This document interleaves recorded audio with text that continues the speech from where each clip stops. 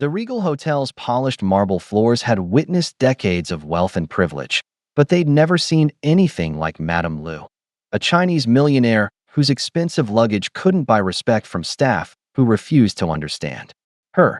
Invisible among them moved Tiana Jackson, a black housekeeper everyone overlooked despite her hidden fluency in Mandarin. When a jade phoenix pendant connected these two unlikely allies, no one suspected this simple act would expose generations of fraud and stolen legacy. As Tiana translated Lu's first words, the powerful men who'd built fortunes on buried truths felt their first tremor of fear. They'd soon learn that history's silenced voices were finally ready to speak, and the hotel's elegant facade couldn't contain the justice about to be unleashed. The Regal Hotel stood like a gleaming monument to luxury in the heart of Manhattan, its polished brass revolving doors constantly spinning with the comings and goings of the wealthy and influential. Inside the staff-only break room, 3 employees huddled around a small table, their voices hushed despite being on break. "I'm telling you, Tom's about to lose his mind," said Rebecca, a front desk associate with perfectly manicured nails and not a blonde hair out of place. "This VIP arriving today has made more special requests than anyone I've ever seen." Mark, a bellhop in his crisp maroon uniform, leaned forward. "What kind of requests?" "Everything from specific room temperature settings down to the quarter degree, to demanding all synthetic materials be removed from the suite." Rebecca shook her head. "And get this, she specifically requested that no flowers with strong scents be placed anywhere near her floor." "Celebrities," muttered Heather, the third employee, rolling her eyes as she adjusted her housekeeping uniform. "They think the world revolves around them." The break room door swung open as Mr. Eaton, the hotel manager, poked his head in. His perpetually worried expression had deepened into genuine concern. "Front desk team, we need all hands. Our VIP has arrived early, and there seems to be some communication difficulty." The Blacktown car pulled up to the entrance, and the doorman rushed to open the vehicle's door. From within emerged a slender woman in her 50s, dressed in an immaculately tailored Chanel suit, her silver-streaked black hair pulled back in an elegant chignon. Her appearance was refined, but there was something peculiar about her luggage. Alongside modern designer pieces were 2 weathered leather trunks that looked like relics from another era. "Welcome to the Regal Hotel, ma'am," the doorman said. With a practiced smile, the woman merely nodded, her expression inscrutable behind oversized Gucci sunglasses. She gestured to her luggage, speaking rapidly in Mandarin that none of the staff understood. "It's the front desk," Rebecca's professional smile faltered as the woman approached. "Good afternoon. Welcome to the Regal. May I have your name, please?" The woman removed her sunglasses, revealing intelligent eyes that crinkled slightly at the corners. She spoke again in Mandarin, her tone suggesting she expected to be understood. Rebecca glanced helplessly at her colleague. "I'm sorry, ma'am, I don't understand. Do you speak English?" The woman reached into her purse and produced a small notepad. On it was written in elegant script, "Madame Lu." She pointed to the name and then gestured around the lobby as if asking a question. "Yes, Madame Lu. We've been expecting you," Rebecca said with evident relief. She typed rapidly into her computer. "I have your reservation right." "Oh." Her smile dimmed. "It seems there's been a mix-up. We have you scheduled for tomorrow, not today."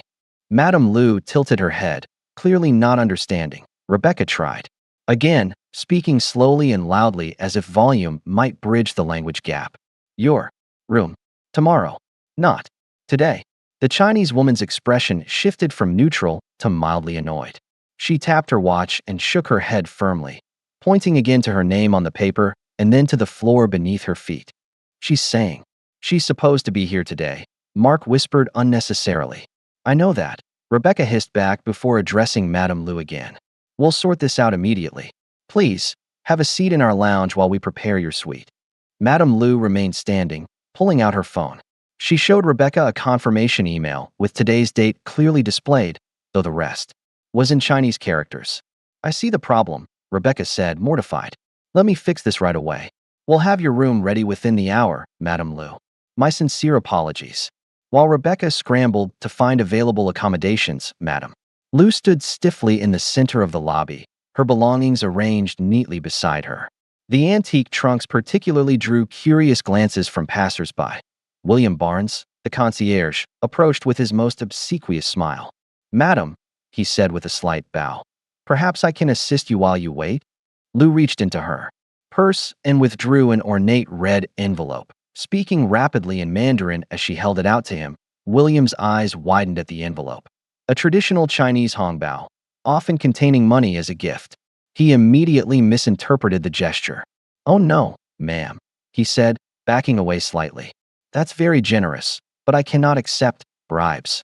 He whispered the last word, looking around nervously. "We'll help you regardless, I assure you."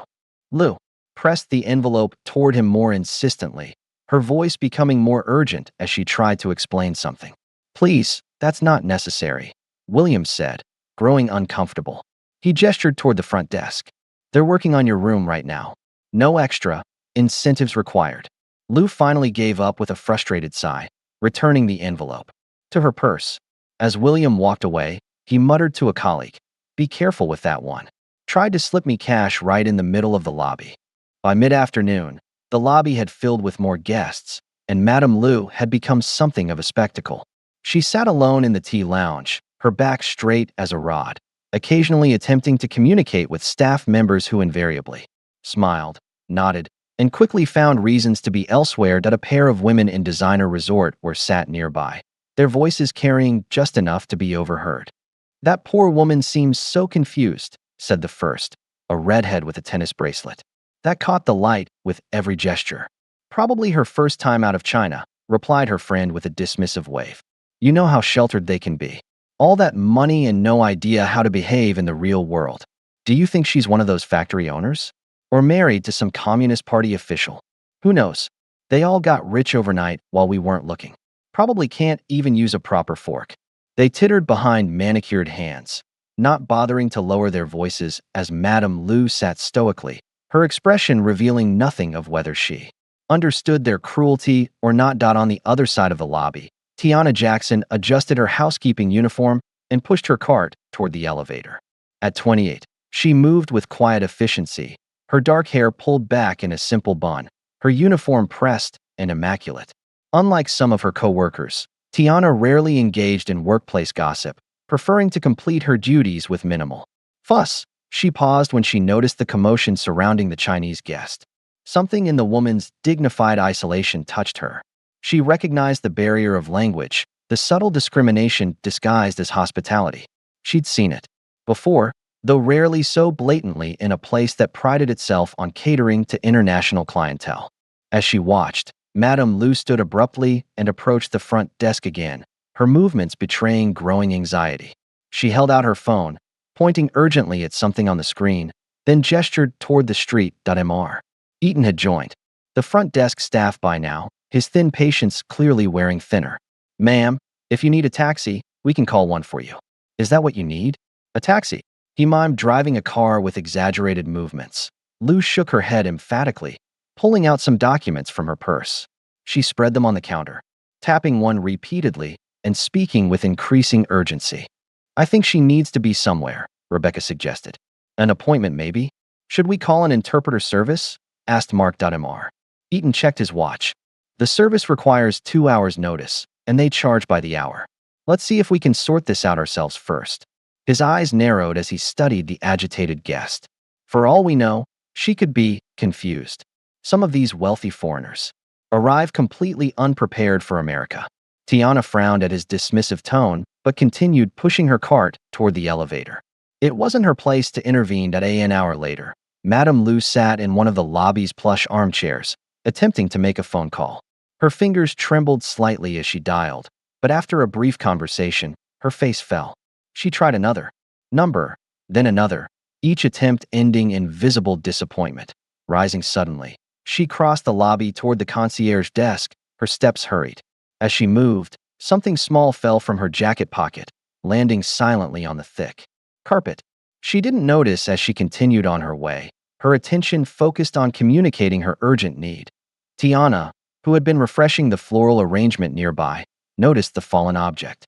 Once Lou had moved away, she approached and carefully picked it up, a jade pendant in the shape of a phoenix, hanging from a delicate gold chain. The craftsmanship was extraordinary, the jade a deep, translucent green that spoke of exceptional quality. She looked up, intending to return it immediately, but Madame Lu was already engaged in another frustrating attempt at communication with William.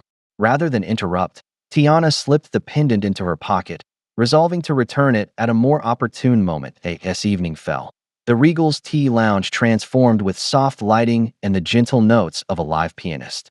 Most guests had departed for dinner reservations or evening entertainment, but Madame Lu remained, a solitary figure in a corner table. Tiana, finishing her shift, paused at the entrance to the lounge. The Chinese woman sat with perfect posture, a cup of tea growing cold before her, her gaze fixed on the darkening skyline beyond the window. There was something profoundly sad about the scene. This elegant, obviously wealthy woman, isolated by language and subtle prejudice in a hotel that prided itself on world-class service, the eye in her pocket. Tiana felt the weight of the jade pendant. She closed her fingers around it, feeling its smooth contours and the sharp edges of the phoenix's wings. The right thing would be to return it immediately, to approach the concierge or Mr. Eaton and have them handle it. But something stopped her. The dismissive way the staff had treated Madame Lu all day, the whispers, the assumptions. The pendant seemed too precious, too personal to hand over to people who had shown such little respect. Tiana watched as Lu dabbed at her eyes with a silk handkerchief, a moment of vulnerability when she thought no one was watching.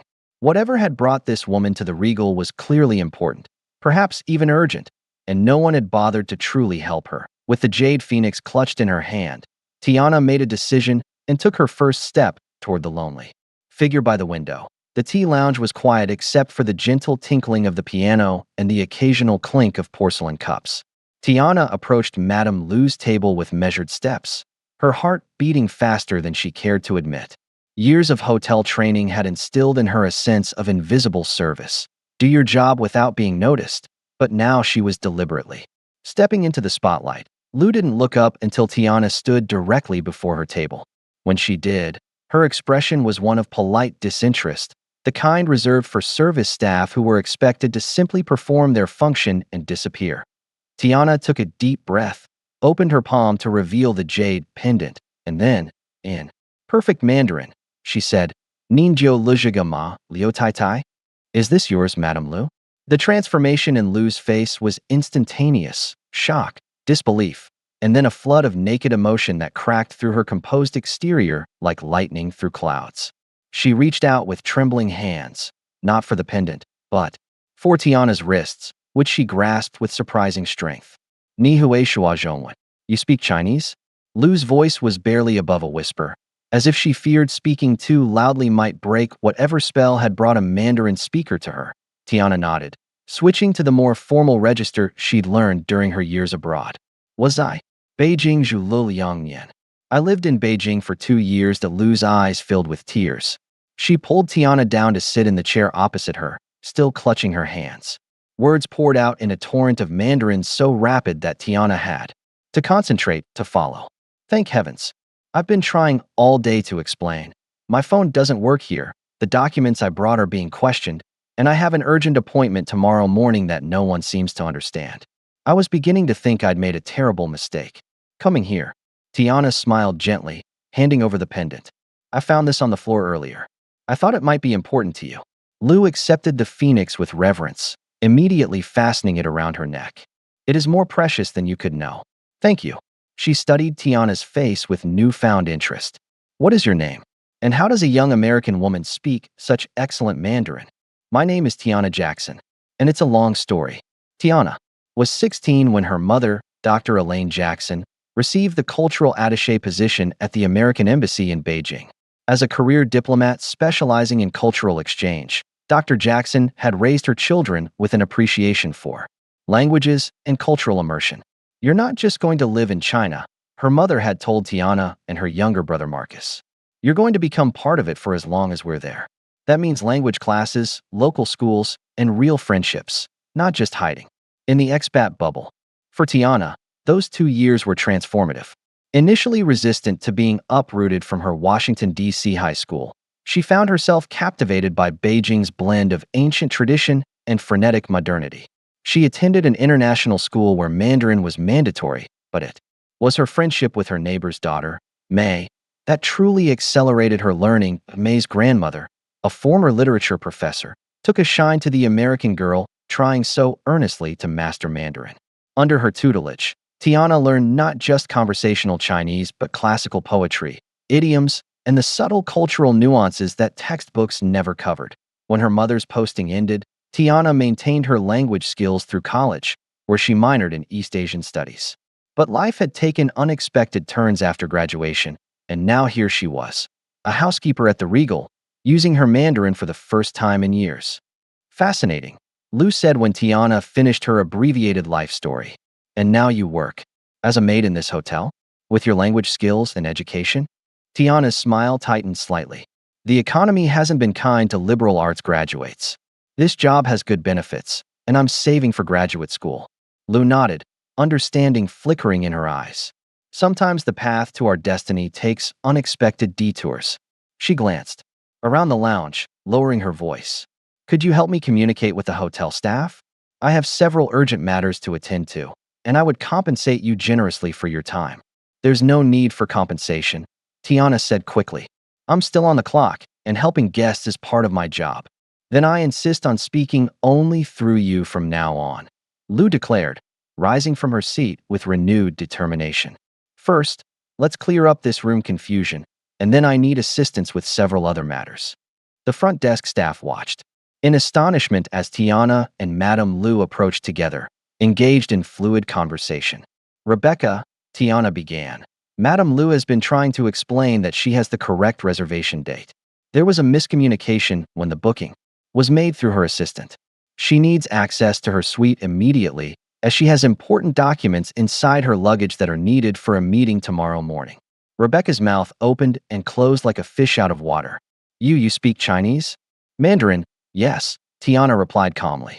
Madame Lou would also like to know if the specific room temperature she requested has been set, as she is sensitive to heat due to a medical condition. Mr. Eaton appeared from his office, drawn by the unexpected development. What's happening? Here, Rebecca. Sir, Tiana is translating for our Chinese guest. Mr. Eaton's eyebrows shot up as he turned to study Tiana with new eyes. I wasn't aware we had any Mandarin speakers on staff. It wasn't in my job application requirements, Tiana said evenly. But I lived in Beijing for 2 years as a teenager. Lou spoke again, and Tiana translated. Madame Lou says she's very tired from her journey and would appreciate expedited check-in procedures. She also needs to send several urgent faxes and requires assistance with that. Of course, Mr. Eaton said, his demeanor transforming instantly to obsequious servility. Rebecca, please prepare Madame Lou's suite immediately. Use the Magnolia suite since it's ready now. William, assist with the luggage right away. He turned to Tiana. Jackson, since you've established rapport with our esteemed guest, please consider yourself temporarily reassigned to assist Madame Lou directly during her stay. Tiana nodded, maintaining her professional demeanor despite the whispers and stares from her colleagues. Word spread through the hotel staff like wildfire. The quiet black housekeeper spoke fluent Chinese and had somehow become the personal attendant to the mysterious VIP guest. By evening, the employee break room was buzzing with speculation. How convenient that she just happens to speak Chinese, said Heather, her voice dripping with suspicion. But she planned this whole thing to get out of cleaning toilets. Give it a rest, Heather, Mark replied. You're just jealous because Eaton's never going to pull you from housekeeping duties to assist a VIP. I'm not jealous, Heather snapped. I just think it's weird. She never mentioned speaking Chinese before. And did you see how that lady won't talk to anyone else now? It's like they've got some secret club going on. Rebecca, who had been listening silently, finally spoke up. You know what I think is weird? That none of us bothered to really help that woman all day. We just kept talking at her louder like she was stupid instead of trying to find a translator. Tiana's the only one who actually helped. The break room fell silent at this uncomfortable truth to eye in the Magnolia suite. Madame Lou unpacked her belongings with Tiana's assistance. The antique trunks revealed silk garments and carefully wrapped parcels that Lou handled with reverence. These have been in my family for generations, she explained, unwrapping a small porcelain vase with delicate blue brushwork. I could not trust them to shipping companies or customs handlers. They're beautiful, Tiana said sincerely. May I ask why you brought such precious items to New York? Lou paused, studying Tiana's face as if weighing how much to share. I am seeking something that was lost long ago. These items are connections to what I seek. She moved to the window, gazing out at the Manhattan skyline. I need information about historical properties in this city, particularly those built between 1930 and 1955. I need access to real estate archives, historical society records, and perhaps private galleries that specialize in East Asian art from that period. That's quite specific, Tiana observed. The New York Historical Society might be a good place to start, and the real estate records would be at the county clerk's office. Lou turned, her expression softening. You are very knowledgeable for someone so young. Tell me, what do you know about the history of this hotel? The Regal? It was built in 1952, I believe. It was one of several luxury hotels constructed during the post-war boom. Before that, I think this area had older buildings that were demolished to make way for new development. Something flickered in Lou's eyes. Yes, exactly. The post-war years changed this city dramatically. Many people lost their claims during that time of transition. She returned to her unpacking, suddenly brisk and businesslike. I will need your assistance for several weeks, if possible. Would your manager approve such an arrangement? If you request it specifically, I'm sure he would, Tiana replied. Mr. Eaton is very accommodating to valuable guests. Lou smiled, knowingly. Yes, I observed his transformation once you began translating. Money speaks its own universal language, doesn't it? She pulled a leather folio from one of the trunks and opened it on the desk. Come, look at these. Inside were yellowed maps of Manhattan with certain blocks highlighted in red ink. Handwritten notes in Chinese characters filled the margins, along with curious symbols that looked like family crests or seals. What are these? Tiana asked, studying the strange markings. Maps to a stolen memory, Lou said quietly, and clues to find my sister. Your sister is missing. Not my biological sister, a twin of sorts. Lou touched the phoenix pendant at her throat. This is only half of a pair. I seek its match, and the truth that was buried with it nearly 70 years ago. A knock at the door interrupted them. Tiana opened it to find Mr. Eaton, his smile strained. Jackson, a word please. In the hallway, his smile vanished. What exactly do you think you're doing? Helping our guest, sir, as you instructed. Helping, yes. Not spending hours in her suite looking at private documents. His voice lowered to a hiss. You're a housekeeper, not a concierge or a private secretary. Finish helping her unpack, then return to your regular duties. I've arranged for a professional translator to arrive tomorrow morning. Tiana kept her expression neutral. Of course, sir. I'll inform Madame Lou. When she relayed this information, Lou's reaction was immediate and fierce. Absolutely not. I will not work with some stranger. You understand my needs, and I trust you. She moved to the hotel phone. Please translate exactly what I say to your manager. 20 minutes later, a fuming Mr. Eaton informed Tiana that she would be assigned exclusively to Madame Lou for the duration of her stay, though he pointedly added that her regular duties would be waiting once the assignment ended. The next morning, despite Mr. Eaton's efforts, the translator who arrived at the Magnolia Suite was promptly and unceremoniously dismissed by Lou, who refused to speak a single word to him. I apologize for any inconvenience, Tiana told the bewildered man as she escorted him out. But Madame Lou is particular about who she works with. Once they were alone, Lou beckoned Tiana to sit across from her at the suite's elegant writing desk. Her expression had changed overnight, becoming more guarded, more intense. I have not been entirely truthful with you, Tiana, she said quietly. I am not merely wealthy. I am here under a disguise of sorts. My family name is not really Lou, though it serves my purpose for now. I don't understand. My wealth, considerable as it is, comes from a legacy tainted by betrayal. My grandmother owned property in Manhattan, valuable property, that was stolen from her through fraud and intimidation after World War II, when Chinese nationals were viewed with suspicion. Lou, or whatever her real name was, reached into her folio and withdrew a faded photograph of a striking young Chinese woman standing proudly before a building that looked remarkably like the Regal Hotel, Tiana whispered. Not yet the Regal, the older woman corrected, but the land upon which it would be built. Land that belonged, in part, to my grandmother. Land that was taken by American developers through forgery, threats, and exploitation of anti-Chinese sentiment during a time when my people were not protected by your laws. She closed the folio with a decisive snap. I have spent 20 years tracing the paper trail, and now I have come to reclaim what was stolen, not just property, but history. My history. Our history. Her eyes met Tiana's, calculating but not unkind. The question is, will you help me? Because what I plan to do will certainly cost your Mr. Eaton his position and possibly much more. Tiana thought of the whispers in the break room, the casual racism, the assumptions. She thought of her own stalled dreams and the barriers she'd faced. And she thought of this proud woman, fighting to reclaim a legacy erased by prejudice and greed. Tell me what you need, she said simply. Lou smiled, relief and determination mingling in her expression. First, we need to find what's hidden in this hotel. I believe there are secrets concealed within these very walls, secrets that will prove my claim once and for all. 3 days into Madame Lou's stay at the Regal Hotel, Tiana found herself leading a completely different life than the one she'd grown accustomed to as a housekeeper. Instead of pushing cleaning carts and changing linens, she now wore a hotel-provided pantsuit and served as Lou's personal translator and assistant. The hotel records should be stored somewhere on the premises, Lou said as they shared tea in her suite one evening. The room had transformed into something of a command center, with maps and documents spread across every surface. Most establishments of this caliber maintain archives of their history, blueprints, renovation records, ownership documents. Tiana nodded thoughtfully. There's a records room in the basement. I've passed it during inventory shifts, but I've never been inside. It's usually locked. We need access to those records, Lou said, her fingers absently touching the phoenix pendant at her throat. I believe this hotel holds more than just symbolic significance to my family's legacy.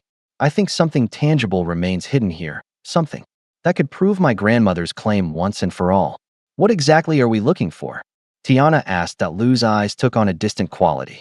My grandmother spoke of a special room, a suite she designed herself when she was part owner of the property. After she was forced to flee, the new owners renovated extensively, but she always believed they simply concealed her creation rather than destroying it.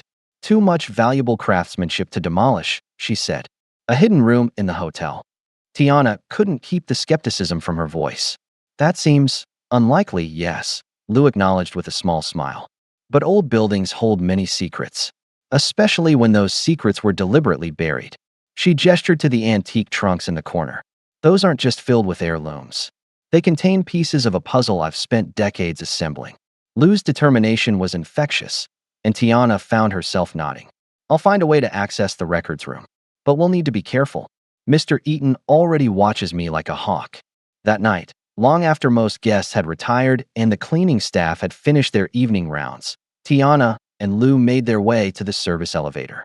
Tiana had changed back into her housekeeping uniform, the perfect disguise for moving around the hotel unnoticed during off hours. The night security is minimal, Tiana explained as they descended to the basement level. Just one guard who mostly stays at the front desk, and 2 who patrol the upper floors where the presidential suites are located. The basement corridor was dimly lit and smelled of laundry detergent and old paper. They passed the laundry facilities and maintenance rooms before reaching a heavy wooden door with a brass plate that read Archives. It's locked, Tiana confirmed, trying the handle. But I think I know where we can find the key. They backtracked to the maintenance supervisor's office. Using her staff keycard, Tiana accessed the small room and located a key cabinet on the wall. These aren't labeled properly, but I've seen Anderson use a brass key for the archives. After trying 3 different keys, the lock finally turned. The archives room was larger than Tiana had expected. Rows of metal shelving units filled with boxes, plus several flat filing cabinets likely containing blueprints and larger documents. We should work quickly, Lou said, surveying the room. Where would they keep the original building plans? They split up, each taking a section of the room. Tiana methodically searched through filing cabinets while Lou examined labeled boxes on the shelves. The minutes ticked by in tense silence, broken only by the occasional rustling of papers. Tiana, look at this, Lou called softly after nearly an hour of searching. She held an aged leather-bound book, its cover worn at the corners. I found it behind a loose panel in the wall, not even on the shelves. Tiana joined her, taking the book carefully. Inside were handwritten notes in faded ink, some in English, some in Mandarin. Interspersed throughout were sketches of architectural details, maps with notations, and what appeared to be property deeds. "This is my grandmother's handwriting," Lu whispered, her finger tracing the Chinese characters reverently. "This is her journal from when she lived in New York."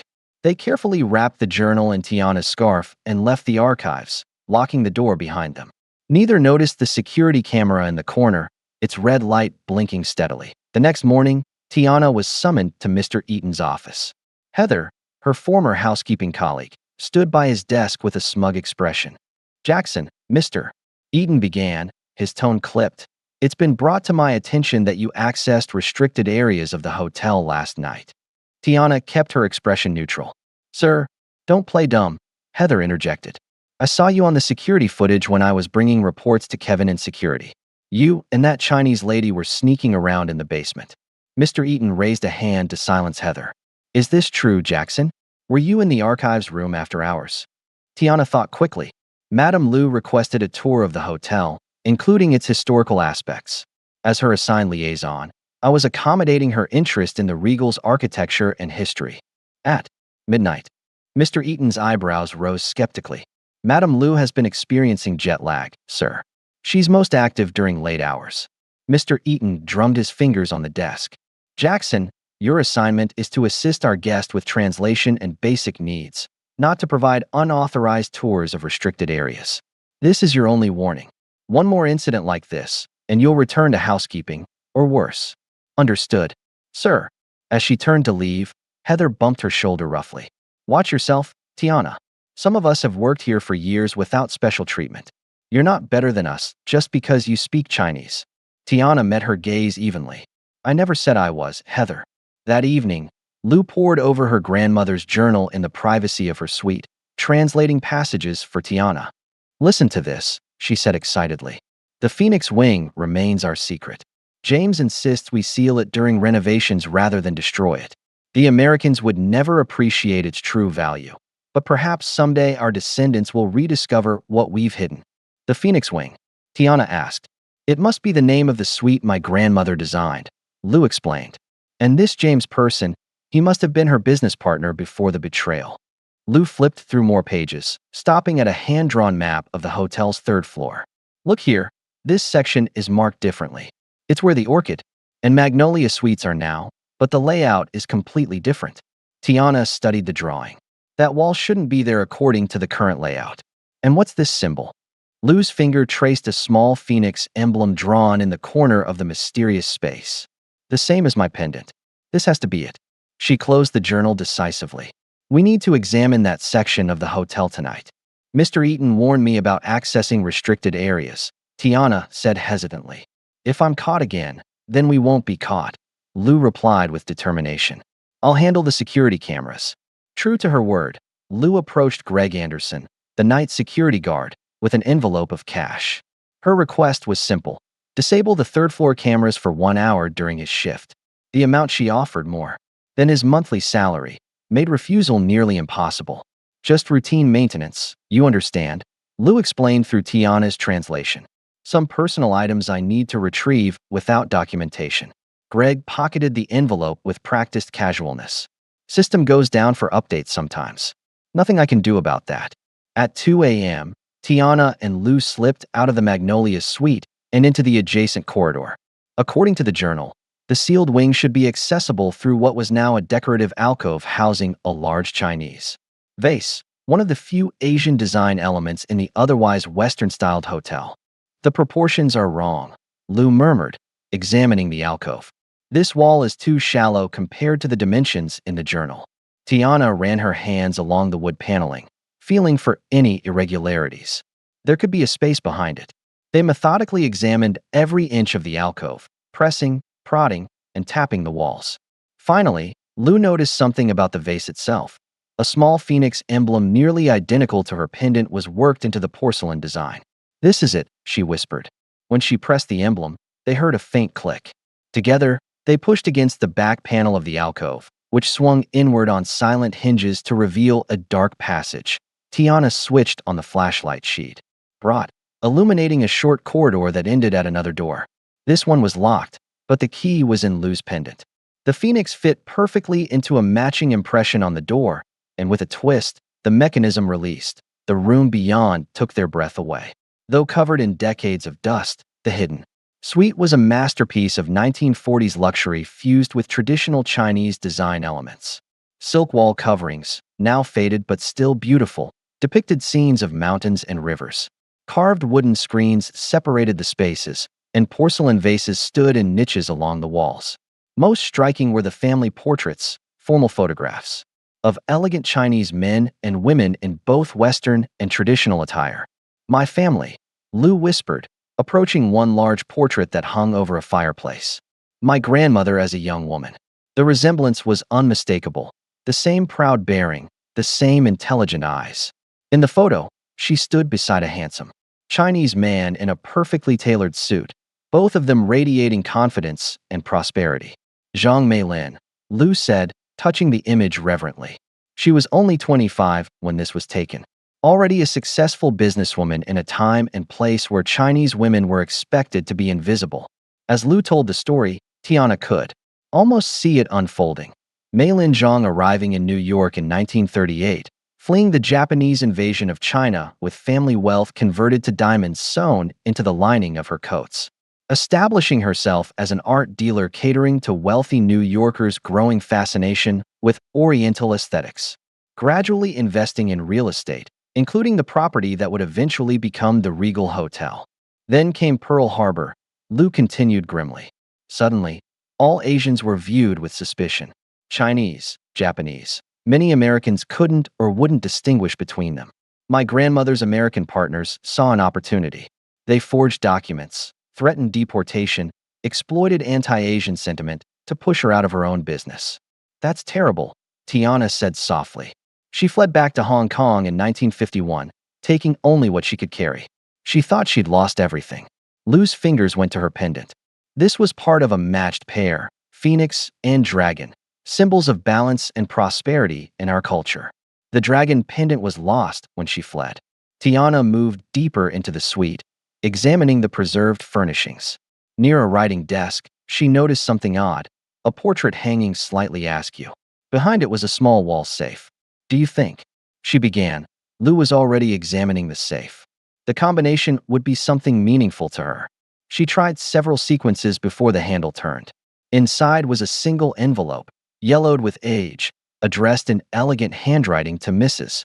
Meilin Zhang at an address in Hong Kong. It's postmarked 1951, Tiana observed. It was never delivered. Lu's hands trembled as she carefully opened the envelope. Inside was a letter written in English and a smaller envelope containing something solid. Her face paled as she read the letter. "It's from James Thompson, my grandmother's business partner. He writes that he regrets his actions, that he was pressured by the others to betray her. He enclosed this as a small reparation."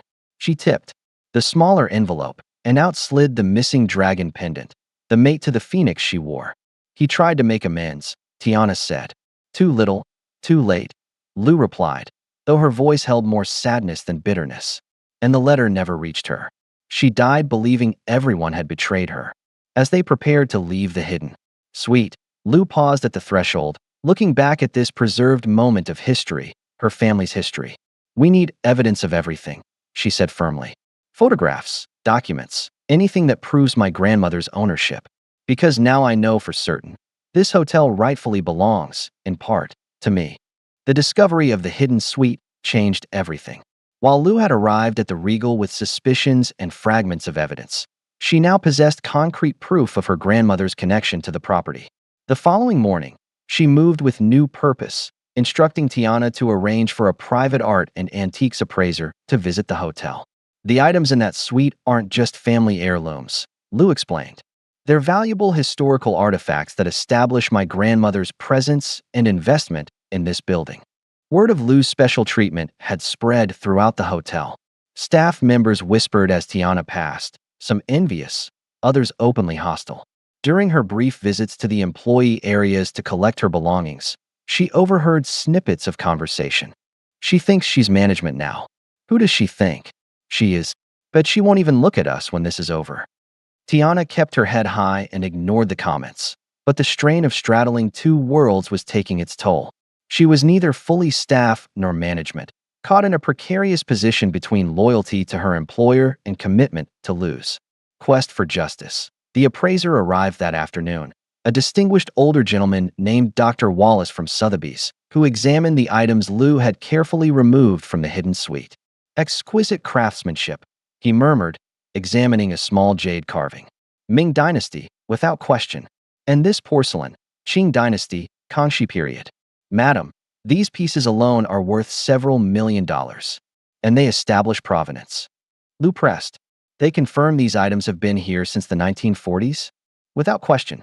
The dust patterns, the positioning, these haven't been moved in decades. And this, he indicated a scroll painting. This has your family seal. It's unquestionably authentic. Mr. Eaton, who had insisted on being present during the appraisal, watched with growing interest as the values climbed higher. When the final estimate exceeded $10 million for just the portable items, something shifted in his demeanor. Madam Lou, he said as the appraiser packed his equipment, I had no idea you were interested in the historical aspects of our hotel. The Regal has a rich legacy of cultural appreciation. Perhaps we might discuss potential collaboration? The hotel's parent company has several investment opportunities that might interest someone with your obvious appreciation for history and value. Lou smiled politely. Perhaps, though my interests are quite specific to this property. After Eaton left, Lou's smile vanished. Vultures circling, she muttered in Mandarin. He smells money and suddenly wants to be my friend. The next morning brought new complications. Two guests checked into the suite across from Lou's. A man and woman who introduced themselves as Michael and Jennifer Lee, travel journalists working on a feature about luxury hotels in Manhattan. Something's not right about them, Tiana observed, after encountering the couple in the elevator. They asked too many questions about you. Lou's expression darkened when Tiana described them. I need to see them without being noticed. From behind a newspaper in the lobby, Lou observed the newcomers. As they chatted with the concierge, her body tensed, and she abruptly retreated to the elevator. I know them, she said when they were safely back in her suite. Not personally, but I know who they are. The man, his grandfather was Warren Phillips, one of the men who forced my grandmother out. His family still owns shares in the development company that controls this hotel. They're not really journalists, Tiana concluded. No. They're here because someone has realized what I'm doing. Someone is watching. Lou grew increasingly paranoid over the next day, refusing to leave her suite and questioning every interaction. She began keeping the dragon pendant with her at all times, but suddenly stopped wearing the phoenix pendant, removing it from her neck and hiding it among her belongings. Don't you trust me anymore? Tiana asked, hurt by the subtle withdrawal. It's not about trust, Lou replied, her voice strained. It's about risk. The fewer people who know where these items are, the better. The tension between them grew, a subtle wall forming where there had been easy collaboration. Tiana tried not to take it personally. Lou was under tremendous stress, but the distance stung nonetheless. While delivering fresh towels to a suite down the hall, Tiana spotted Heather emerging from Lou's room, quickly tucking something into her uniform pocket. The door closed softly behind her. Heather, Tiana called, startling the other woman. What were you doing in Madame Lou's suite? Heather's smile was too bright, too forced. Just turn down service. Ms. Perfect Translator doesn't handle the actual cleaning, does she? Lou specifically requested no housekeeping services except through me. Well, Mr. Eaton assigned me. Heather shot back defensively. Take it up with him if you have a problem. As Heather brushed past, Tiana caught her arm. What did you take from the room? Nothing. Let go of me. Empty your pockets, then. There. Brief struggle ended when Heather shoved Tiana back and hurried toward the service elevator. Tiana immediately went to Lou's suite, finding the door unlocked. A security breach Lou would never permit. Inside, nothing seemed obviously disturbed, but Tiana knew Lou's meticulously organized system for her documents. A quick check confirmed her fears. A translated note regarding the hidden suite was missing from its folder. Tiana found Heather in the laundry room 20 minutes later. Without preamble, she confronted her. You took a document from Madame Lou's room. Who put you up to it? Heather's defiance crumbled quickly under Tiana's unwavering stare. It wasn't my idea. That journalist, Mr. Lee, he offered me $500 to look for papers with Chinese writing. Said it was for a cultural feature. She couldn't meet Tiana's eyes. I needed the money. My mom's medical bills. You gave private documents to a stranger. Documents that don't belong to you. It was just one page. And they're journalists. What's the harm? Tiana's voice hardened. They're not journalists, Heather. They're people trying to undermine Madame Lu's legal claim to property they stole. From her family. Heather paled. I didn't know. I swear I didn't know. When Tiana brought Heather to Lu's suite to confess, she expected anger, possibly even legal threats. Instead, Lu listened calmly to Heather's tearful explanation, then nodded thoughtfully. You made a mistake based on false information and financial need, Lu said. That is something I can understand. She opened her purse and removed several $100 bills. This is for your mother's medical expenses. No strings attached. Heather stared at the money in shock. But I stole from you. And now you have a chance to make a different choice. Lu's expression was firm, but not unkind. Everyone deserves an opportunity to choose justice when they understand what's at stake. After Heather left, still stunned by Lu's forgiveness, Tiana asked, Why did you do that? She betrayed your trust. She was exploited by people who understand her vulnerabilities, Lu replied. Just as my grandmother was. Breaking the cycle of exploitation is part of why I'm here. She moved to the window, looking down at the street below. Besides, I want her on our side for what comes next. Which is war, Lu said simply. Those people, the Lees, aren't just here to spy. They're here to stop me by any means necessary. She turned to face Tiana, her expression grave. I need to tell you everything now. My real name isn't Lu. It's Miling Zhou. My grandmother wasn't just a partial owner of this building. She was the original owner of the land it stands on. The Regal Hotel was built on property stolen from my family through fraud, intimidation, and exploitation of anti-Chinese sentiment after World War II. That's what you've been trying to prove. All along, Tiana said. Yes, but there's more. The people who stole it, the Phillips, Eaton, and Westbrook families, they didn't just take our property. They erased our existence from the records.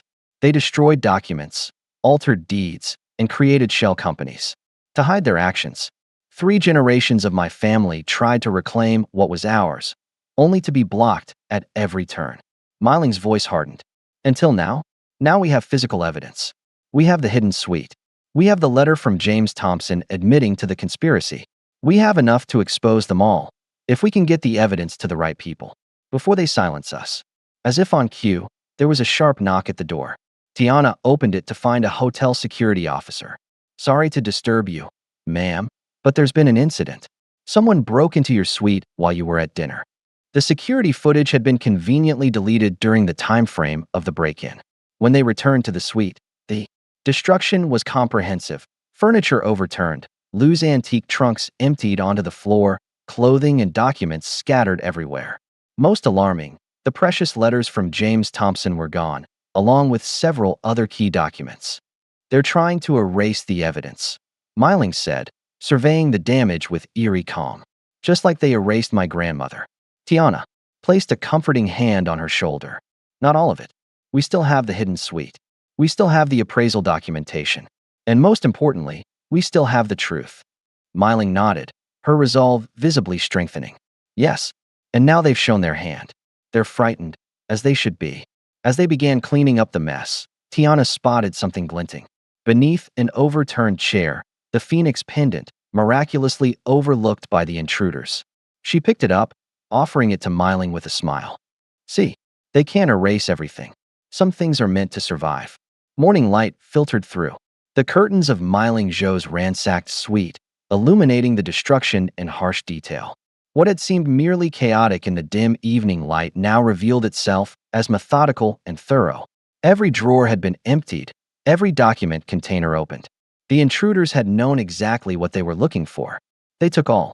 The original letters, Miling said, carefully picking up a torn photograph of her grandmother, including my mother's correspondence and the admission letter from James Thompson. Tiana surveyed the damage, cataloging items with her phone camera. We need to file a proper police report. This isn't just a simple break-in. The police won't help us, Miling replied with quiet certainty. Not against the people who own this hotel. You don't know that. I do. Miling's voice held decades of bitter experience. My family has tried legal channels for 3 generations. Documents mysteriously disappear from court files. Judges suddenly recuse themselves. Police reports get misplaced. The system was designed to protect people like the Eatons and Phillips, not people like my grandmother. Before Tiana could argue further, her phone buzzed with a text from the front desk. Mr. Eaton wants to see us immediately about the break-in. Miling's laugh was hollow. Of course he does. He wants to assess how much evidence we still have. In his wood-paneled office, Mr. Eaton expressed rehearsed concern while his eyes remained calculating and cold. This is unprecedented in the Regal's history, he said, shaking his head. I assure you, we're taking this security breach extremely seriously. Are you? Miling asked, her voice deceptively soft. Then perhaps you can explain why the security footage from that time period was conveniently deleted. Eaton's smile tightened. A regrettable technical malfunction. Our IT team is investigating. And your night guard? Tiana added. The one who helped us earlier, he's suddenly gone? Jackson, this conversation doesn't concern you. Eaton snapped before smoothing his features again. Kevin Peterson resigned yesterday for personal reasons. Now, madam. Joe, is it? Not Lou. Miling inclined her head slightly, acknowledging the slip of her real name. I understand some documents were taken, Eaton continued. Perhaps if you could describe them, we could help identify potential motives? Family correspondence, Miling replied vaguely. Sentimental items primarily. I see. Eaton leaned back, steepling his fingers. Well, these things happen sometimes.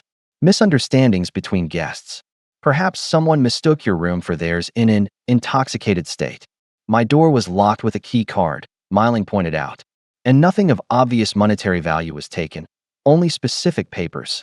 Eaton spread his hands. We'll continue investigating, of course. In the meantime, we'd be happy to move you to our presidential suite at no additional charge. That won't be necessary. I prefer to stay where I am. As you wish. Eaton's smile didn't reach his eyes. Please let us know if there's anything else we can do to make your stay more secure. As they left Eaton's office, Tiana felt a chill that had nothing to do with the air conditioning. He knows who you are? And he knows why you're here. Of course he does, Miling replied. The break-in wasn't meant to stop me. It was meant to intimidate me. To show that they can reach me anywhere in this hotel, take anything they want. We should leave, Tiana said urgently.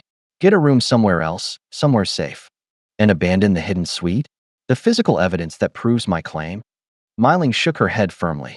That's exactly what they want. Back in the suite, they began the painstaking process of cleaning up, documenting what remained, and taking inventory of what was missing. Tiana insisted on photographing everything. The damage, the remaining documents, the empty spaces where crucial evidence had been. I don't understand why they didn't destroy the hidden suite itself, Tiana said as they worked. If they know about it, why leave it intact? Because it's part of the building structure, Miling explained. Destroying it would require construction permits, contractors, questions they don't want to answer. But they can claim papers were stolen by ordinary thieves. A knock at the door interrupted them. Tiana opened it cautiously to find the night guard, Kevin Peterson, standing there looking nervous. I shouldn't be here, he said in a low voice, glancing over his shoulder. But I couldn't just disappear without warning you. Tiana ushered him in quickly. The young man was pale, with dark circles under his eyes suggesting he hadn't slept. They fired me yesterday, he explained. Said I'd violated security protocols. But before I left, I overheard Eaton on the phone with someone, talking about containing the Zhou situation and removing problematic elements. He was talking about us, Miling said calmly. Kevin nodded. I think so. Look, I need this job, but not bad enough to be part of whatever they're doing. Something's not right here. Did you see who broke into the suite? Tiana asked. No, but I saw those journalist people, the Lees, talking to Eaton in his office after hours yesterday. They seemed familiar with each other, not like guests with the manager. After Kevin left, declining Miling's offer of money but accepting her thanks, Tiana turned to her employer with fresh determination.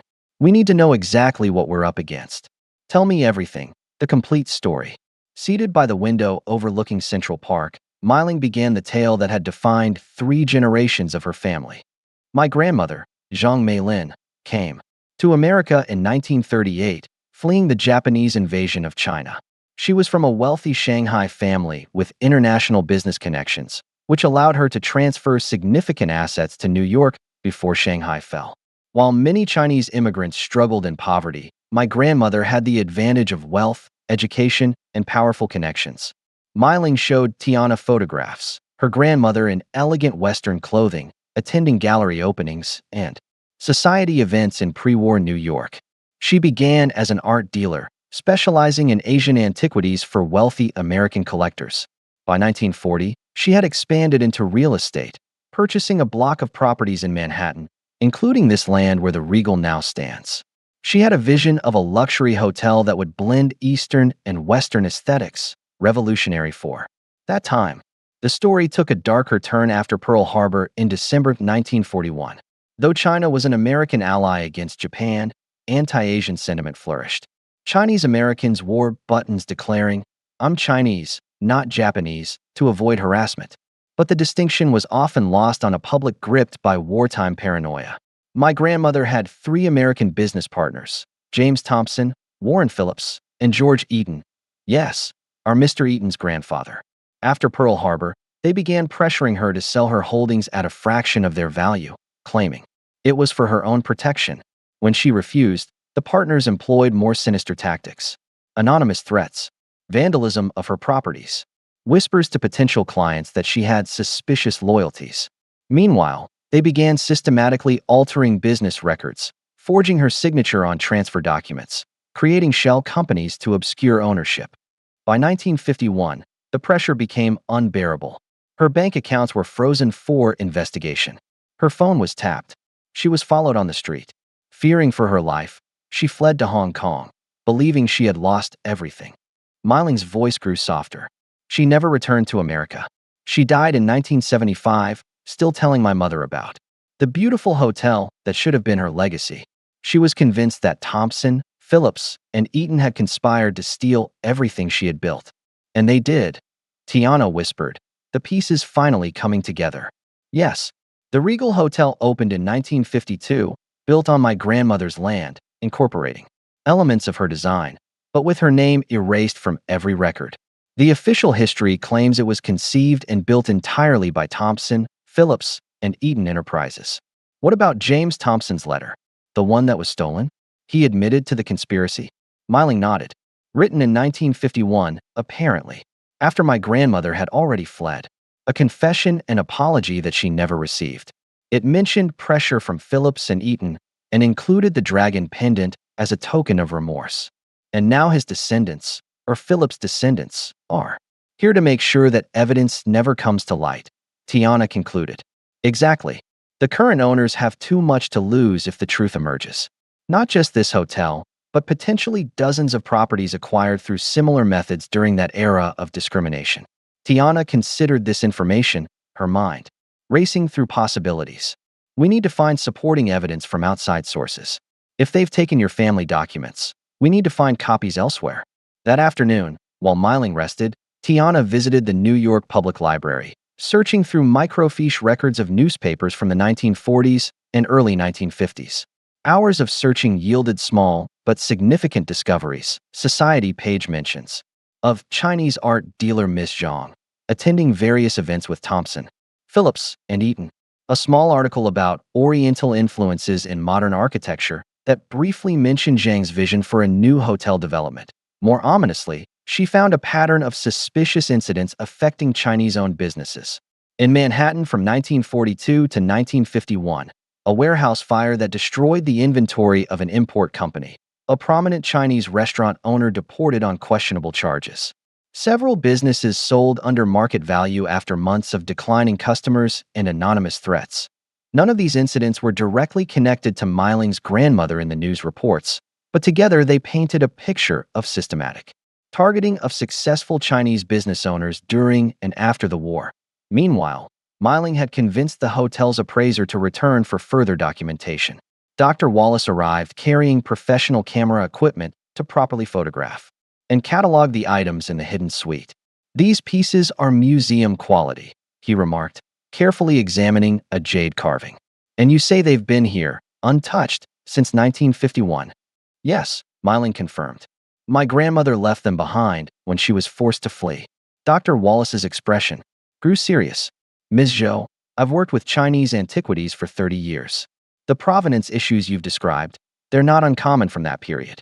Many collections with questionable acquisition histories have come to light in recent decades. Would you be willing to provide expert testimony about these items? If necessary, Milling asked directly. The appraiser hesitated only briefly. Professional ethics would require it, yes. After he left, Milling seemed encouraged. He believes us, and he has credibility in the art world. Their small victory was short-lived. That evening, as they returned from dinner, Dr. Wallace called Milling in a panic. "Someone followed me from the hotel," he said, his voice shaking. "A black SUV tailed me all the way home. Then I received a call warning me to forget what I saw today if I wanted to keep my reputation intact." "Are you all right?" Milling asked, genuinely concerned. "Yes, just rattled. But Ms. Zhou, these people are serious. Whatever you're involved in, be careful."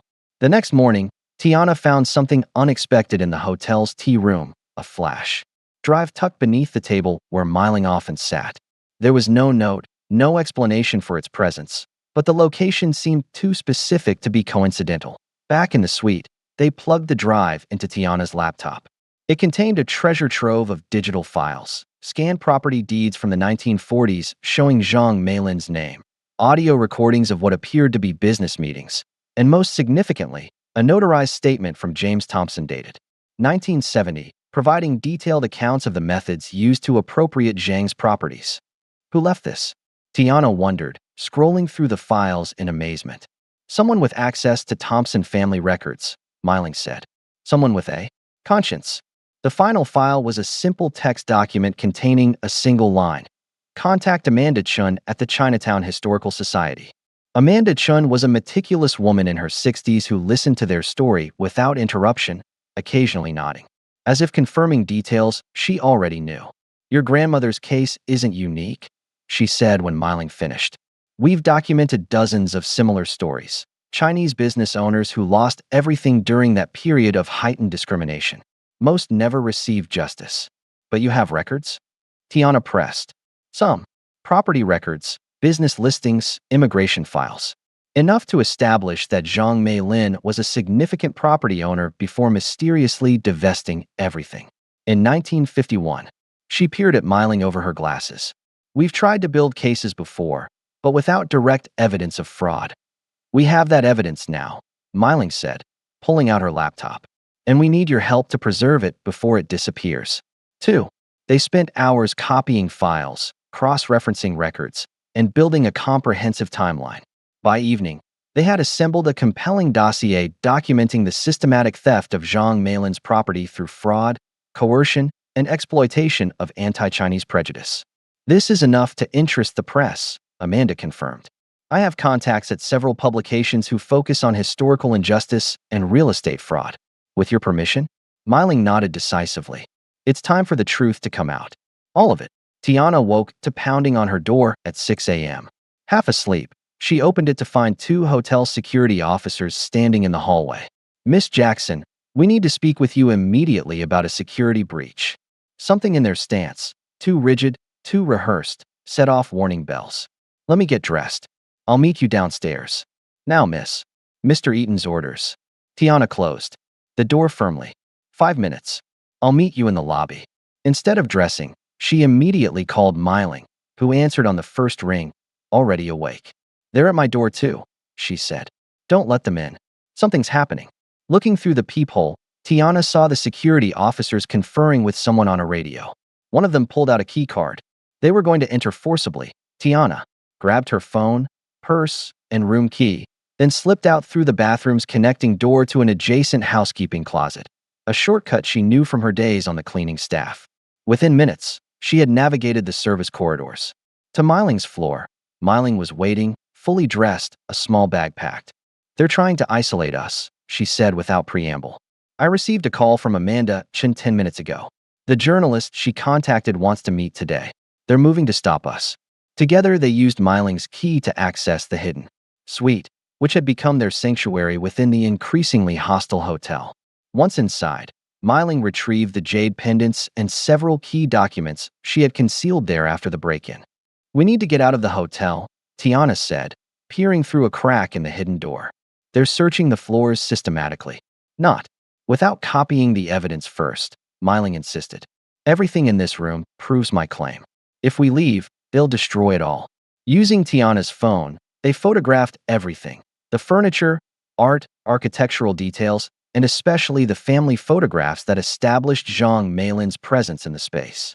Miling dictated a detailed statement, which Tiana recorded, explaining the significance of each item and its connection to her grandmother. Send it all to Amanda Chun, Miling instructed. And to yourself. Multiple copies in different locations. Once the evidence was secured digitally, they faced the challenge of physically leaving the hotel. Security staff now patrolled every floor, and the Lees had stationed themselves near the main elevators, pretending to read newspapers while watching every passing guest. The loading dock, Tiana suggested. Delivery trucks arrive starting at 7 a.m. We can blend in with the morning deliveries. They navigated the service corridors, avoiding staff when possible, nodding casually when not. Tiana's housekeeping uniform, which she had kept, provided some cover. Hotel staff were often invisible to guests and management alike. For Miling, they borrowed a catering jacket from a storage closet, tucking her elegant hair under a plain C and the loading dock. They slipped past distracted receiving clerks and out onto the street, where the morning rush provided welcome. Anonymity. Only when they were several blocks away did they pause to breathe. My room key is deactivated, Tiana realized, trying to access her banking app. And my employee ID. They've locked me out of everything. They're erasing you, Miling said grimly. Just like they erased my grandmother. They took a taxi to the 20th Precinct Police Station, where Tiana insisted on filing a report about the break-in, the stolen documents, and the threatening behavior of hotel security. The desk sergeant listened politely, but appeared skeptical. Sounds like an internal hotel matter to me, he said, reluctantly taking notes. Especially if you're an employee. Have you spoken to your HR department? The hotel management is involved. In the harassment, Tiana explained, frustration mounting. They're trying to suppress evidence of historical fraud. The sergeant's expression made it clear he considered this beyond his pay grade. We'll look into it, but honestly, if nothing was physically stolen from you personally, and no one threatened you with actual violence, they left with a case number, but little confidence that any action would be taken. Outside the station, Miling checked her phone, which showed multiple missed calls from unknown numbers. They're trying to track us, she said, powering off the device. We need to go somewhere safe until we can meet with the journalist. Tiana hesitated only briefly before making a decision. My mother's apartment in Harlem. She's visiting my brother. In Chicago this week. We'll be safe there. From the relative security of the small but comfortable apartment, they made contact with Dr. Wallace, who had recovered from his initial fear and was now indignant about the intimidation tactics. I've been an appraiser for 30 years, he said over the phone. My professional reputation is beyond reproach. Their threats have only convinced me further that something unethical is happening at the Regal. He agreed to document his appraisal findings officially and forward them to Amanda Chun at the Historical Society. One small victory. Later that afternoon, they received an unexpected call from Heather, Tiana's former housekeeping colleague. Tiana, are you okay? The hotel's going crazy looking for you. Eaton fired me this morning, said I was compromised because I talked to you. He's fired 3 other people too, including Kevin from security. I'm safe, Tiana assured her. But what's happening there? It's weird. Eaton called an emergency board meeting. Men in expensive suits have been arriving all morning. And those journalist people are working directly with security now, not even pretending to be guests anymore. After thanking Heather for the information, Tiana turned to Miling. They're panicking. They know we have evidence. Then it's time to use it, Miling said decisively. Amanda Chun had arranged for them to meet with Sarah Winters, an investigative reporter for the New York Tribune known for exposing corporate malfeasance. In a quiet cafe in Chinatown, they shared their evidence and explained the full story. This is incredible, Sarah said, reviewing the photos and documents. Historical theft, corporate fraud, ongoing cover-up, spanning over 70 years. She looked up at Miling. You understand that publishing this will create powerful enemies? The Eaton and Phillips families are major players in New York real estate. I've been their enemy since birth, Miling replied calmly. The difference now is that I'm ready to fight in the open. What do you want as an outcome? Sarah asked. Financial compensation? Public apology? Justice? Miling said simply. Recognition of what was stolen. restoration of my grandmother's name and legacy.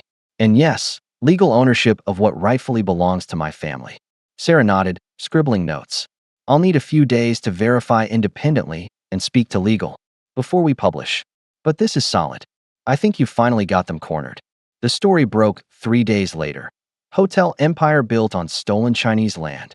The detailed expose included historical documents, expert testimony from Dr. Wallace, statements from former employees, and a scathing indictment of the systematic exploitation of Chinese business owners in post-war New York. The response was immediate and dramatic. Social media erupted with outrage. Asian American community organizations announced protests. Several prominent guests publicly canceled their reservations at the Regal. Legal experts on morning shows discussed potential reparations and the statute of limitations for historical fraud cases. By afternoon, a small but growing crowd of protesters had gathered outside the Regal, carrying signs demanding justice for Zhang Meilin and stop erasing Asian American history. Inside the hotel, chaos reigned. Mr. Eaton, face flushed with fury, called an all-staff meeting where he announced immediate terminations for disloyal elements, including Heather and several others suspected of sympathizing with Tiana and Milling. This is a fabricated controversy being pushed by activists and unscrupulous journalists, he insisted to increasingly skeptical staff. Anyone providing information to the media or these protesters will be terminated immediately and potentially face legal action. But the tide had already turned. 2 housekeepers walked out during his speech. The concierge quietly removed his name tag and left without a word. By evening, the hotel was operating with skeleton staff as more employees chose sides. Meanwhile, legal proceedings moved with surprising speed. A judge, responding to an emergency petition filed by Milling's hastily assembled legal team, issued a temporary freeze on the hotel's assets pending investigation of ownership claims. The documentary evidence presented raises significant questions about the legitimacy of the current ownership structure, the judge's statement read. Given the serious nature of these allegations, temporary measures are warranted to preserve the status quo until a full hearing can be conducted. For the board of directors of Regal Holdings LLC, this was the final straw.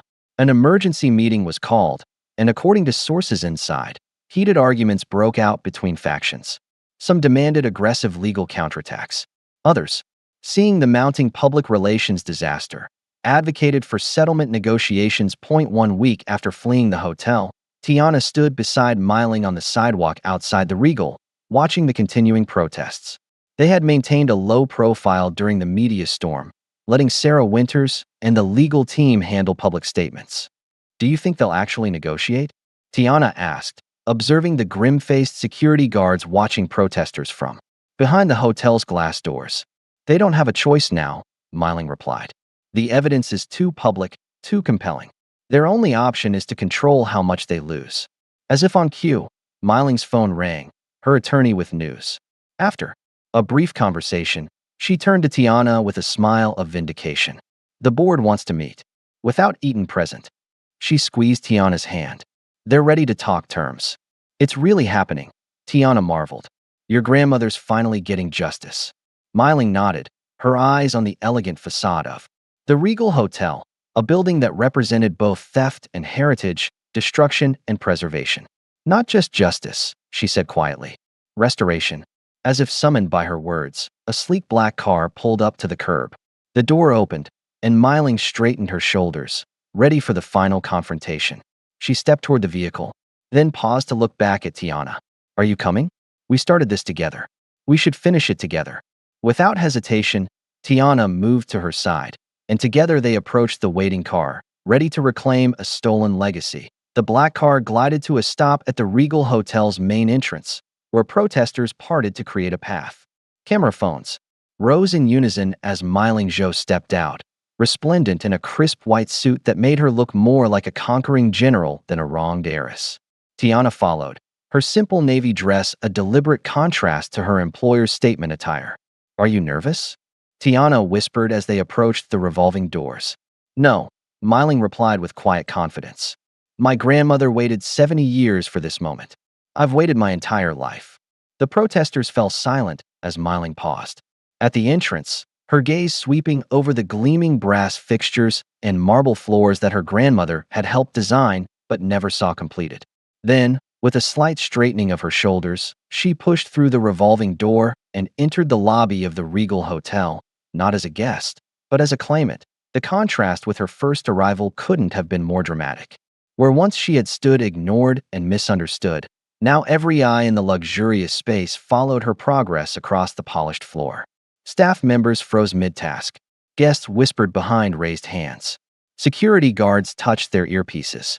Nervously, awaiting instructions that didn't come, Miling walked directly to the front desk, where Rebecca stood wide-eyed, clutching a stack of registration cards. "Please inform Mr. Eaton that Miling Zhou is here for the board meeting," she said clearly, no longer requiring Tiana's translation. Rebecca swallowed visibly. "Yes, ma'am. They're expecting you in the Vermilion Room." As they crossed the lobby toward the hotel's main conference space, William, the concierge who had once refused Miling's red envelope, approached with a deep bow. "Madame Zhou, may I escort you to the meeting?" "That won't be necessary," Miling replied coolly. "I know exactly where I'm going." The Vermilion Room, named for its rich red wall coverings and dark wood paneling, had been set up for a formal meeting.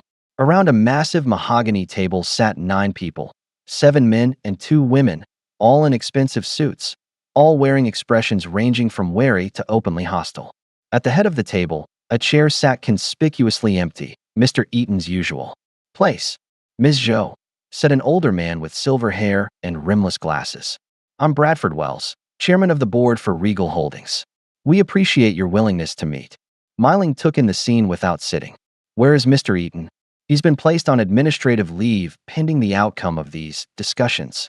Wells replied carefully. "Please have a seat." "I'll stand for now," Miling said. "This is my interpreter and assistant, Tiana Jackson. She'll be joining us." A murmur of objection rose from several board members. "This is a confidential meeting," protested a thin woman with a severe bob. "Having a hotel employee present is inappropriate." "Ms. Jackson is no longer your employee," Miling corrected. "She works for me, and she stays, or I leave, along with the evidence I've gathered and the 15 journalists waiting for my statement outside." The board members exchanged glances, and Wells nodded reluctantly. "Very well. Please, both of you sit." Once seated, Miling opened her briefcase and removed a stack of documents, placing them carefully on the table. "I assume you've all read the article in the Tribune and reviewed the evidence my legal team submitted to the court." "We have," Wells confirmed. "And while some of the allegations are concerning, we believe there may be misinterpretations of historical events. Not allegations. Facts." Miling's voice remained steady. "My grandmother, Zhang Meilin, was the original owner of this land and a founding investor in the hotel project.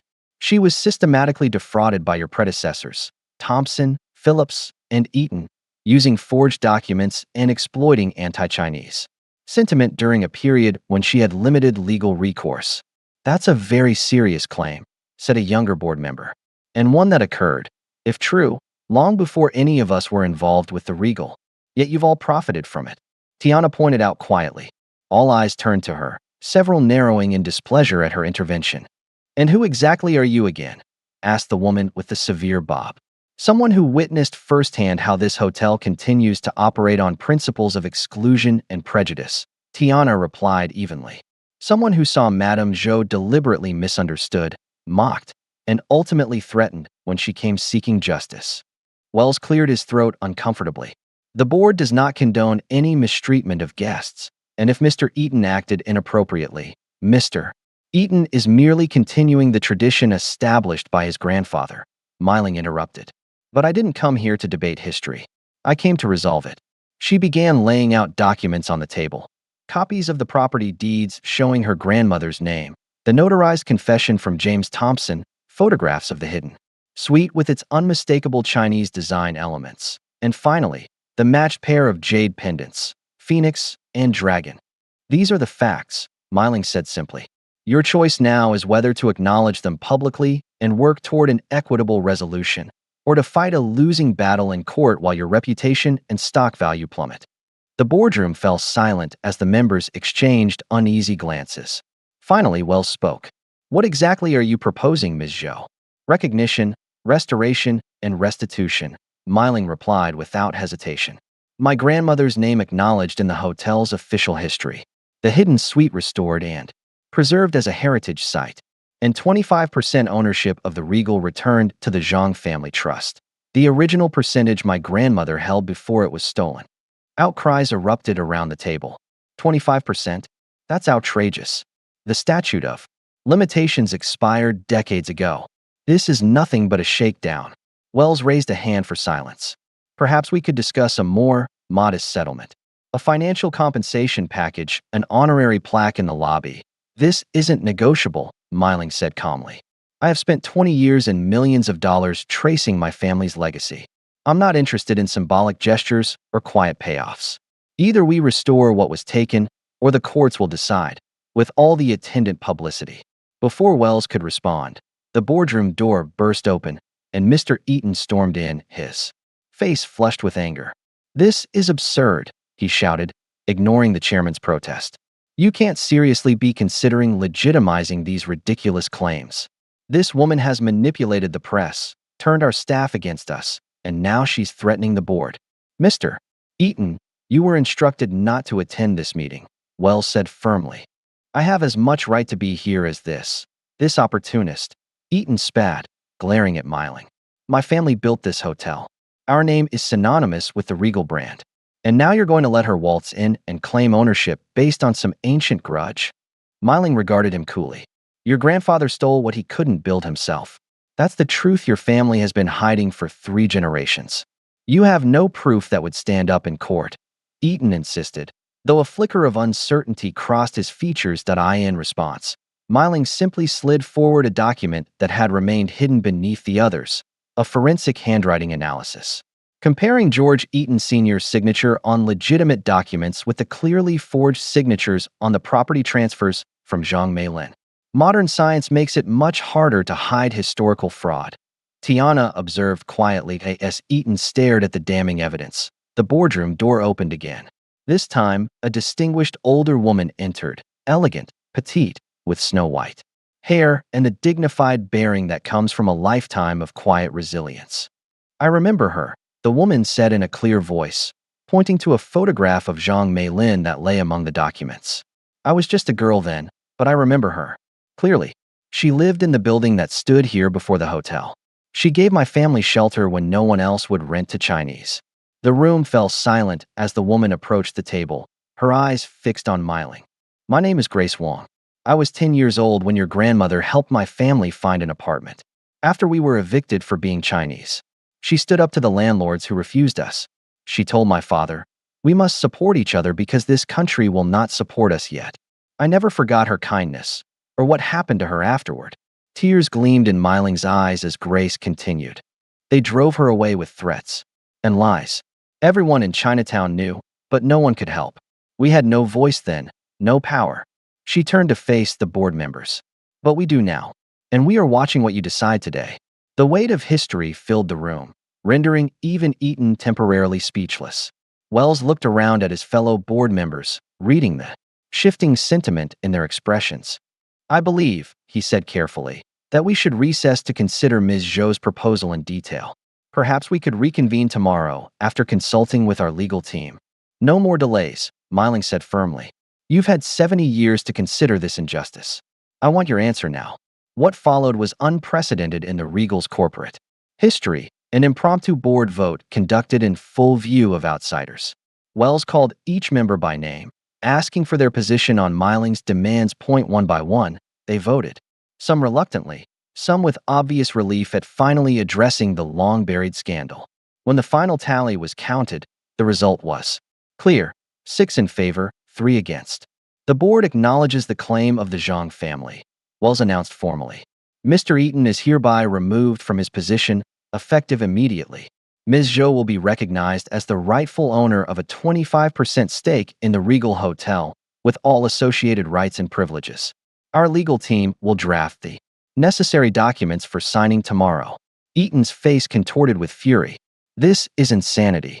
You can't just, it's done, Richard. Wells cut him off firmly. Your family's debt has finally come due.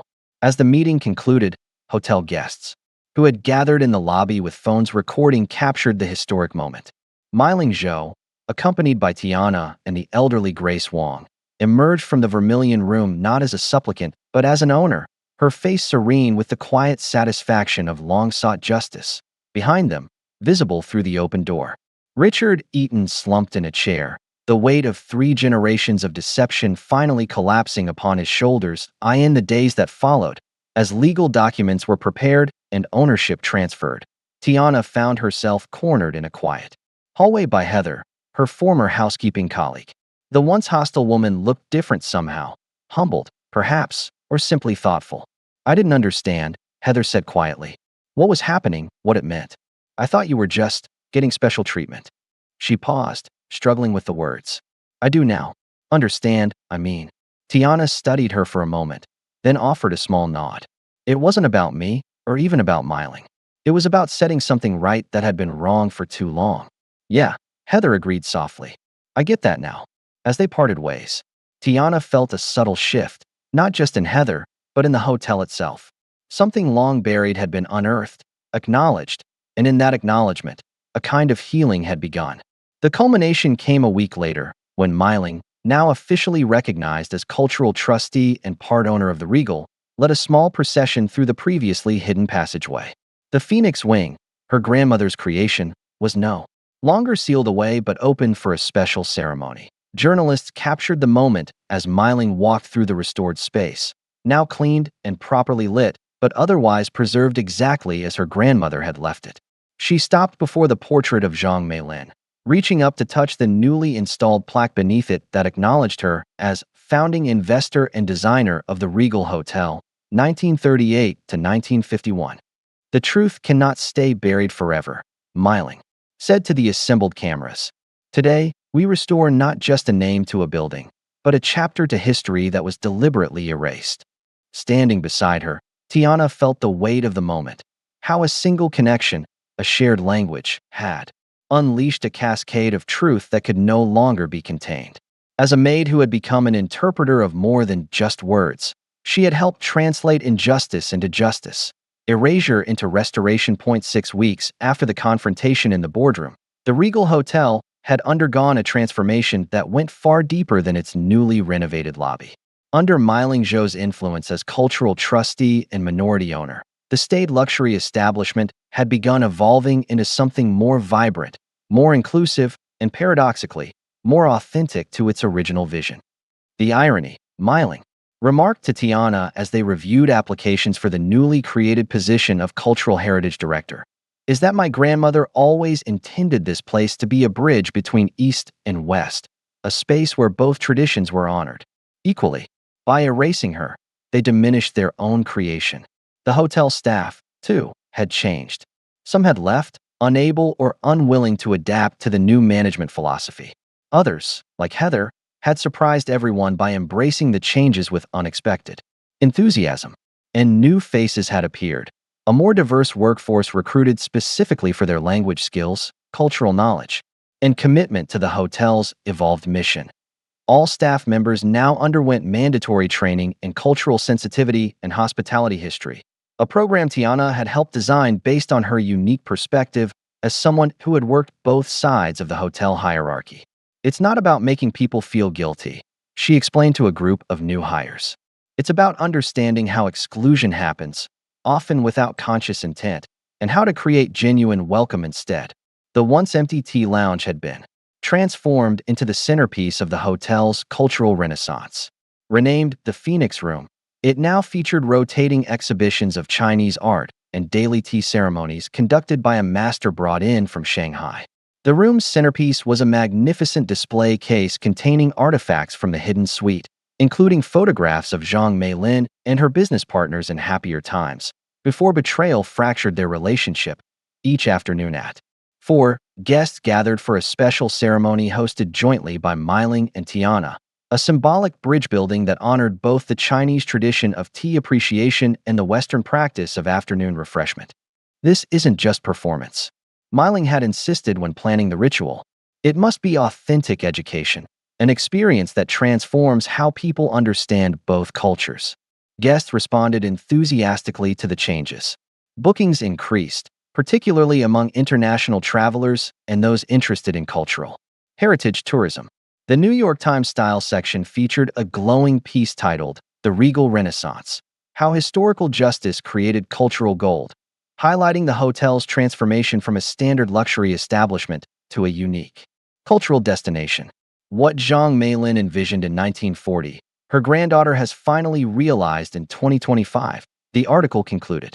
A true meeting of East and West, rooted in historical truth rather than appropriation. On a crisp fall morning, Tiana stood in her new office, a far cry from the housekeeping closets where she had once organized cleaning supplies. As the hotel's newly appointed cultural liaison and assistant to the Heritage Preservation Board, she had responsibilities that extended far beyond her original role as Meiling's translator, but a knock at her door interrupted her review of proposals for the upcoming Lunar New Year celebrations. Looking up, she saw Meiling, elegant as always but somehow softer now that the battle had been won. "Your family is here," Meiling announced with a smile. Tiana's heart leapt. Her mother, Dr. Elaine Jackson, had finally returned from her extended visit with Tiana's brother and was eager to see the changes in her daughter's life. They walked together to the lobby, where Dr. Jackson stood examining the new historical exhibit with professional interest. "Mom," Tiana called, quickening her pace. Dr. Jackson turned, her face lighting up at the sight of her daughter. They embraced warmly, the older woman holding Tiana at arm's length afterward to study her. "Look at you," she said proudly. "Cultural liaison. Board assistant. My little girl who complained about learning Mandarin is now making history with it."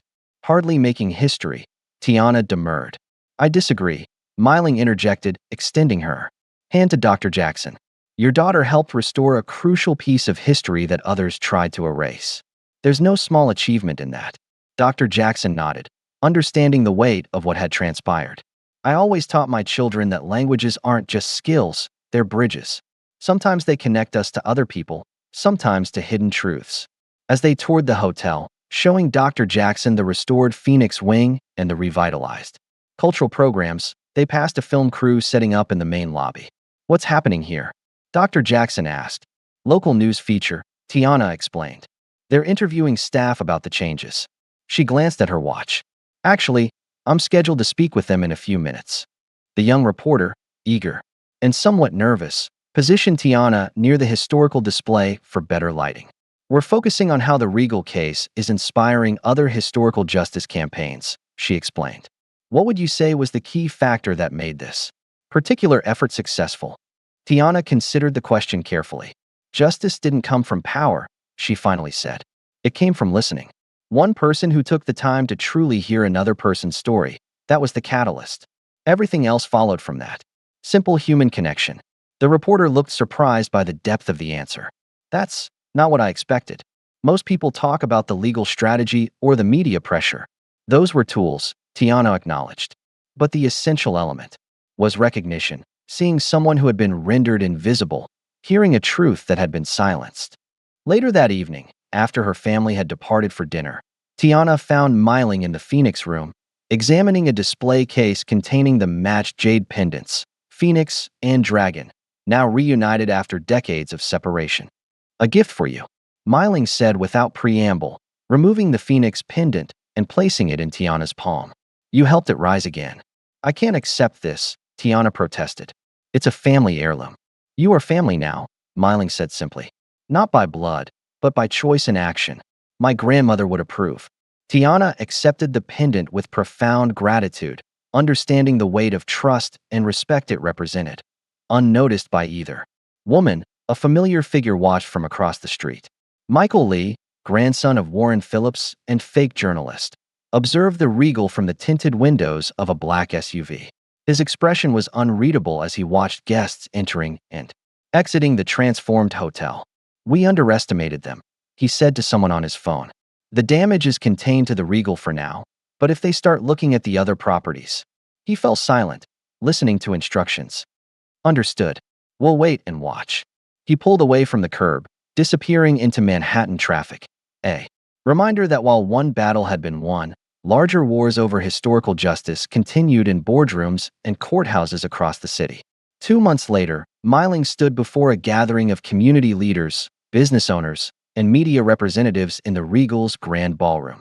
Behind her, a presentation screen displayed the logo of the newly established Zhang Cultural Heritage Foundation. What happened to my grandmother was not unique, she began. Across this country, immigrant families had their properties taken, their businesses appropriated, their achievements erased. Not just Chinese Americans, but many others. Today, we launch an initiative to research, document, and where possible, rectify these historical injustices. She outlined an ambitious program of grants, legal support, and educational initiatives designed to uncover similar stories across the United States and support families seeking recognition or restoration. This is not about dwelling in the past. She emphasized, it's about creating a more honest future, one where success is built on truth rather than erasure. As applause filled the room, Tiana watched from the side, the phoenix pendant warm against her skin.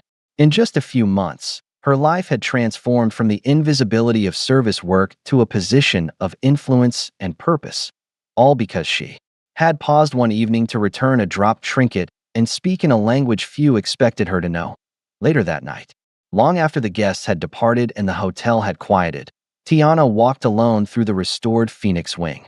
She stopped at the window where Miling's grandmother had once stood, gazing out at a city that had simultaneously welcomed and betrayed her. Touching the jade pendant at her throat, Tiana whispered in Mandarin the words that had become the unofficial motto of their unlikely journey. Your story wasn't lost. It was just waiting for someone to hear it. The phoenix gleamed in the soft light, its wings outstretched as if ready to take flight. No longer a symbol of what had been lost, but of what had been found, what had been restored, and what might yet be reclaimed, what treasures of justice remain buried in our world, waiting for someone brave enough to listen? If this story of courage and reclaimed legacy moved you, please like, subscribe, and share to help more silenced voices be heard.